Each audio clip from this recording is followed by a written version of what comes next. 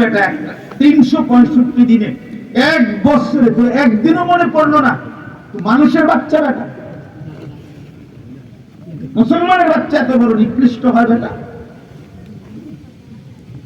মানুষ এত বড় জঘন্য, এত বড় জানোয়ার, জানোয়ারও তা এত বড় জানোয়ার না, কুকুরও তা এত বড় কুকুর না। কুকুরে তো না বললে এর আগে সেজদা দিত, শুকরে বললে তো এর আগে সেজদা দিত, গরু ছাগলরে বললে তো বেটা এর আগে সেজদা দিত। তোকে আল্লাহ আজকে 365 দিনে প্রত্যেক দিন তোমার মহল্লার এতগুলো মসজিদে আজান দিয়ে আল্লাহ ডাকে, এত বড় গাদ্দার মানুষের বাচ্চা, মুসলমানের বাচ্চা এত বড় গাদ্দার হয়?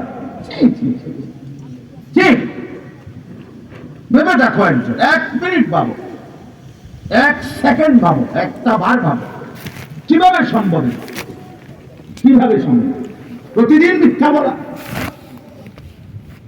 প্রতিদিন নারী দেখে মানুষ, দিন নাই রাত নাই, সকাল নাই দুপুর নাই, এই মোবাইল, এই ছবি, এই নারী, এই দৃশ্য, এটা কি জীবন? এত পাগল মানুষ হয়তো সারাদিন রাত আর কোনো কাজ না। তুমি মাটি কাটো, তুমি বাদাম বাজো, বাদাম মুড়ি বাজো, তোমার আর্থিক অভাব ঘুচে যাবে। তুমি কয়েনের বাক্স বানাও, তুমি কলমের বাক্স বানাও, ছোট্ট খাট্ট কাজ করো, এটার জন্য বড় মেশিন লাগে না, বিশাল ফ্যাক্টরি লাগে না, 10 কোটি টাকা বিনিয়োগ করতে হবে না, 20-30 হাজার টাকা দামেরও কি আছে, ব্যবসা আছে, আছে না? ক্ষুদ্র ব্যবসা করো, ছোট ব্যবসা করো।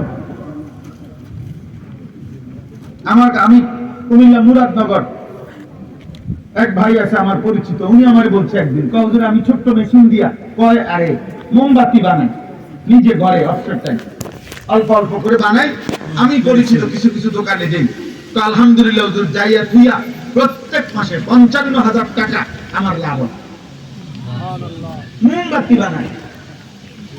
তাহলে এটা কি ইনকাম না? কেন সৌদি আরবের টাকা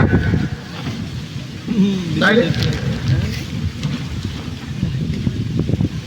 না, বসে রয়েছে আজকে 3 বছর ধরে, আজকে 2 বছর ধরে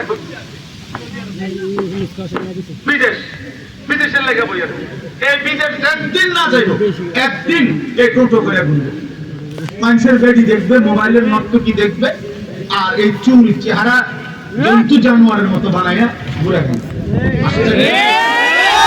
এটা কোনো স্বাভাবিক কথা হলো ভাই? কাকে সমর্থন করো? ঠিক বলতেছো যে বলতেছো, কারে বলতেছো?